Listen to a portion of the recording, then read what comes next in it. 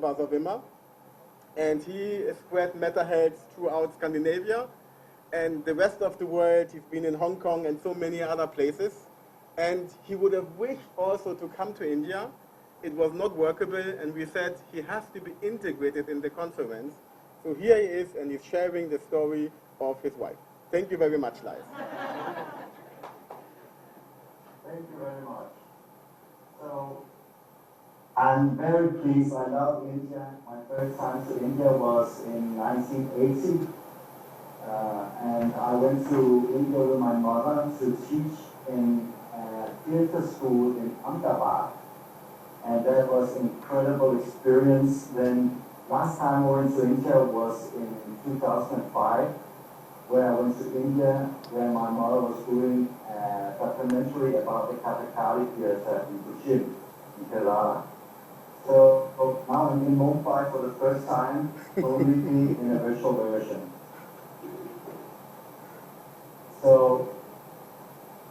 I'm going to share my screen and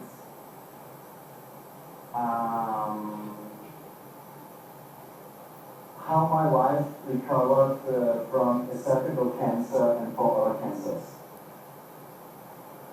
First of all, the way how I got drawn into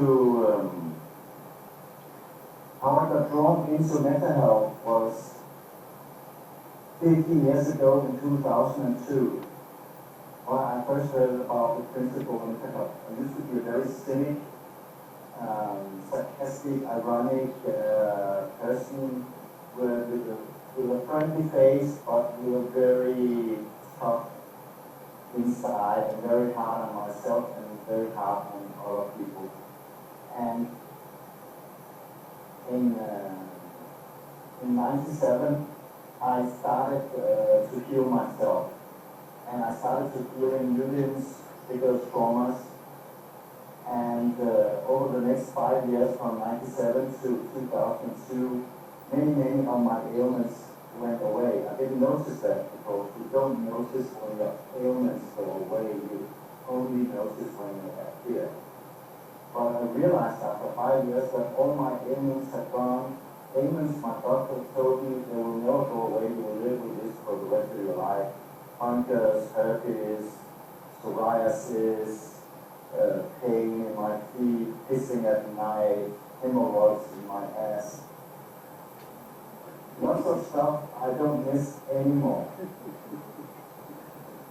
And in 2002, I went to a lecture, and a Swiss guy, Harald Baumann, he told me about the principles of mental health, and suddenly I understood the reason I had symptoms was because I had unhealed wounds. And I realized that my symptoms had gone because I healed my wounds. Since 2002, I have worked with more than 10,000 clients, and at least 5,000 of them have had some kind of mental health analysis. And I would not say every client, but I would say more than 90% of the time, it fits perfectly. And it gives the client a revelation.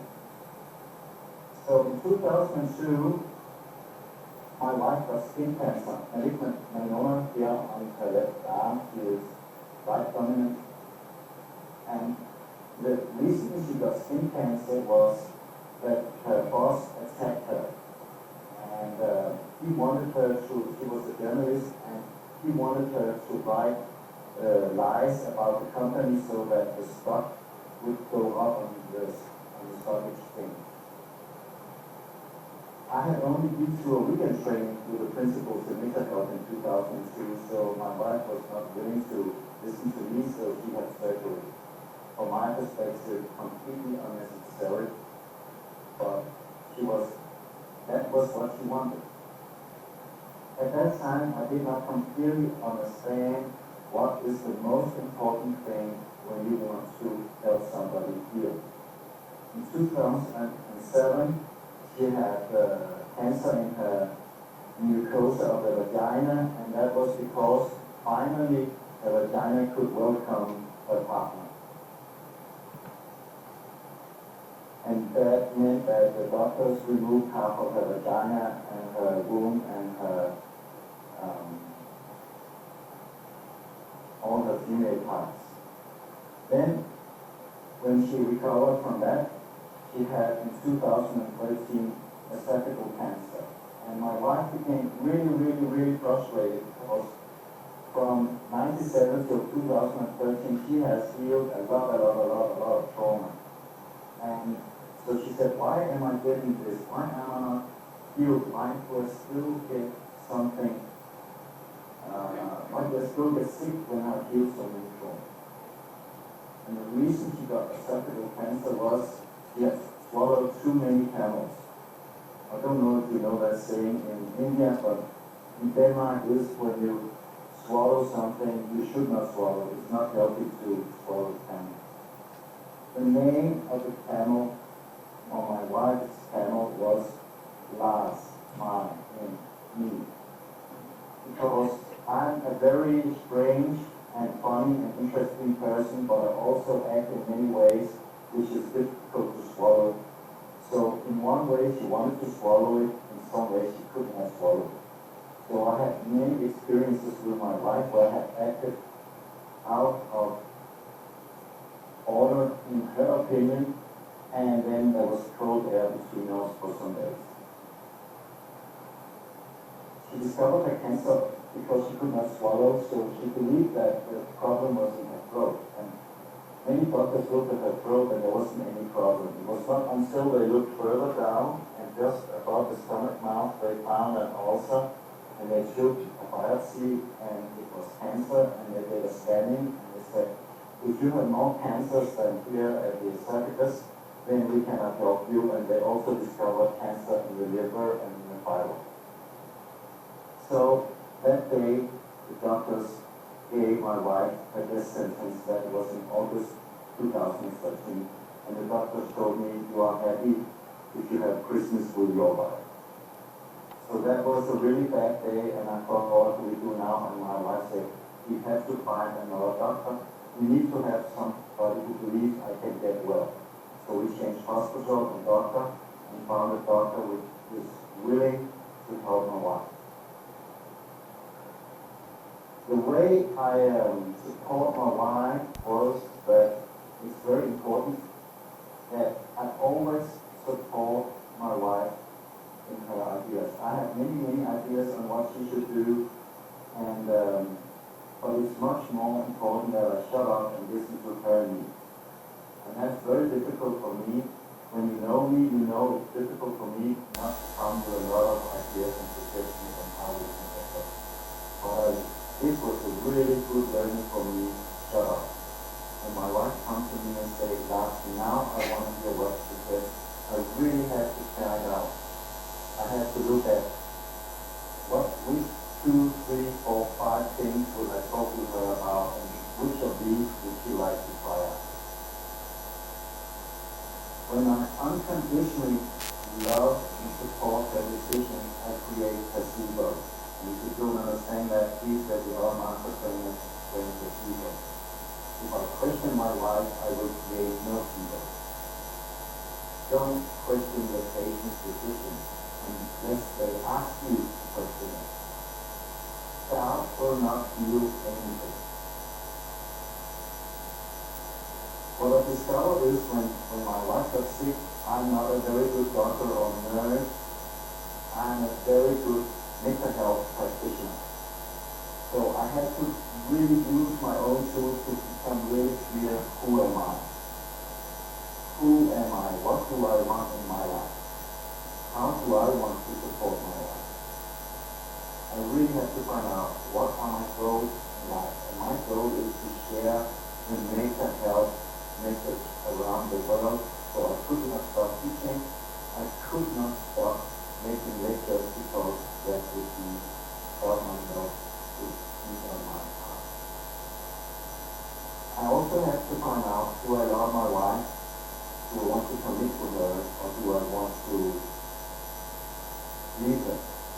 And I realized I'm not in love with my wife's body, I'm in love with my wife's soul. And that was a powerful moment because during her disease, couple of times when my wife said, "Lars, you cannot love me as I look now, as I am now, sick and elsewhere like that." And I said, "Yes, honey, I can love you because I don't love your body, I love you." So say that from my bottom of my heart. Who takes care of me? The people who take care of me is my friends, my family, and luckily I had a strong network and lots of people who took care of me. I had 2 very strong anxiety attacks during my wife's illness, and it was very, very, very paralyzing for me, and I was very lucky that good friends who are also good therapists passed by and helped me out on my anxiety attacks, because I get paralyzed and sit on a chair or on a sofa and I can't do anything. So I need help. And luckily, when the help was there, I was welcoming the help. I also need to have regeneration periods where I am on my own. I really love to go sailing. I need to downtime so I don't take care of my life all the time. Because it was what did my wife do to get well? She did more than 50 things, and right now I'll only mention the things that really, really helped her a lot. One of the things I really loved was I got a book from an Indian woman living in Hong Kong, Lars Mygind, Dying to the Knee, and I read that book aloud for her. Because that book was about a woman who died having cancer and came back to life. My wife also loved talking to me because she said, "Lars, you are so good at raising hopes in other people, including me." And I was so honored when I said, "Who is the most important person in your life? Who do you want to speak to most to help you yourself?" And she said me, and that was an amazing moment when she said, "You are the person I want to talk to believe I can get well." Then, when my wife decided to have chemotherapy and radiation and surgery, we got the Ralph Moss report, because that's an independent journalist, and it created a lot of placebo and hope, because all the intervention the hospital suggested was equivalent to what Ralph Moss suggested. And Ralph Moss also knows about mental health, and he also knows a lot about a lot of alternative therapies. And so for us, it was really good to read that report. And quite expensive, but it was really helpful for my wife. I had to speak to Lars Mygind and read this report and get that trusting she was doing the right thing. He continued healing, UDIN after UDIN after UDIN, and just last week, because liver cancer is starvation, he was a huge starvation issue. Esophagus was healing all the things he could not swallow. The skin cancer was healing attacks. The thyroid was feeling powerless and helpless. So he has healed a lot. He did a lot of things. When she had the radiation, she also had a lot of aloe vera. She drank aloe vera and put aloe vera on her body, and it meant that the side effects from her radiation were so small, or actually there were no side effects, that she thought the hospital had forgotten to turn on the machine, the X-ray machine, because compared to all the other people in the hospital, she didn't have anything. And my wife, she had to redirect her life. She had to really start knowing, how do I feel, what do I want?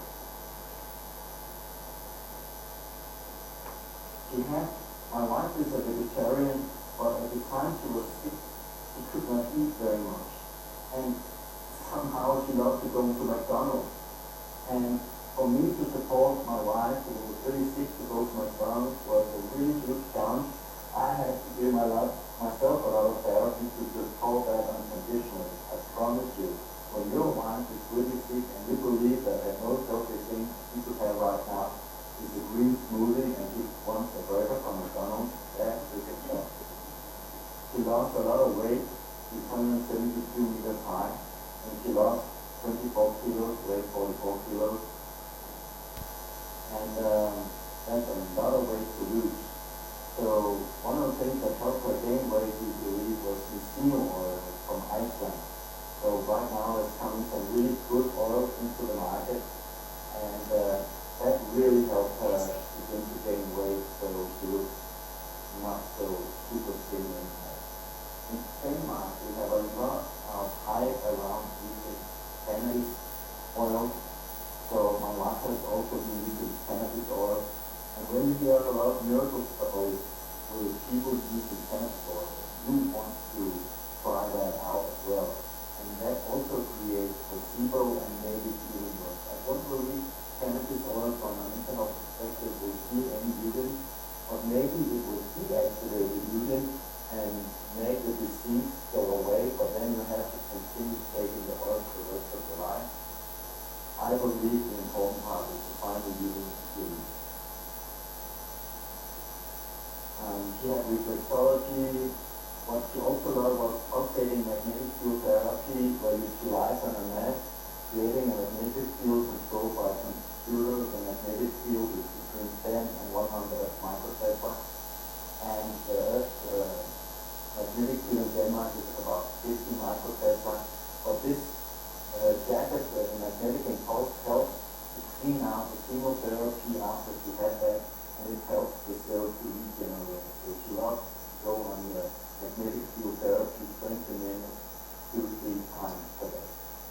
She had mistletoe injections she did herself, and she had lightweight transfers, which is a kind of acupuncture therapy. Our biggest challenges is the constant checks. When you are healthy, after you had cancer in Denmark, you go into constant checks in the hospital, and every time you can get a chance to work on healing the fear of getting back into the hospital. The doctors always find something. This is something to worry about. Can you relax? Can you be at peace? You have to keep believing. You have to surround yourself with people who are believing that you can get well, and you have to trust in miracles, especially when the doctor says, in your situation there's no hope. The doctor said to my wife after she healed herself, and they said, you're not healed, you are without symptoms. They wrote actually an article about the way they treated her. And we asked, do you also want to improve the way what we did to, help your treatment? And said, no, we don't want to write about that. We know about that. So the doctors believe that. They told my wife, I believe it was a combination of chemotherapy, radiation, surgery, plus all the stuff we did. To heal anything, you have to take action. But if you don't surrender, you won't heal. So the whole secret in healing is take action, take the steps, surrender. Take the steps, surrender. And when I find out how to do it, I'll let you know. But every time I see one of my clients or my wife, she takes her steps, she surrenders. That's when I see, that's when the magic happens. That's when miracles happen. And we have to create trust in me, and all the people around my life, and in my life. Doubt is very, very important. It's the foundation of truth. But you have to let go of the doubt to take action. You have to let go of the doubt to surrender. So, doubt, take action, surrender. Doubt, take action, surrender. That's my biggest suggestion for you. Feel your adrenal fatigue. What is your direction in life? Become grateful. Become grateful for your life every day. If you're not grateful, change your life. How can I have more pleasure, more good food, more good people, more heart, more love in my life? How do I feel right now, and what do I want to do right now? Don't be somebody, be a part of somebody else's plan. Have your own plan. Thank you very much for listening to me. You can look at this link. You can get the PowerPoint from the organizers in India. You're very welcome to contact me on my email, lars@mygind.uk. Namaste. Thank you so much for being here with me today.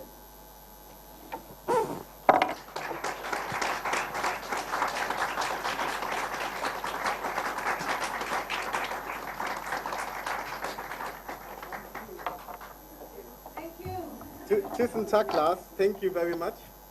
And of course, also Invite me to India, I'm from. India is with. You are always welcome. This is Anu, home. come here. Anu, we can't hear you. Come here. Anu is coming. I can hear her. Okay. Okay, have fun. Bye-bye. Lars, thank you. And greetings to Hanne from all of us. Thank you. Bye-bye. Bye.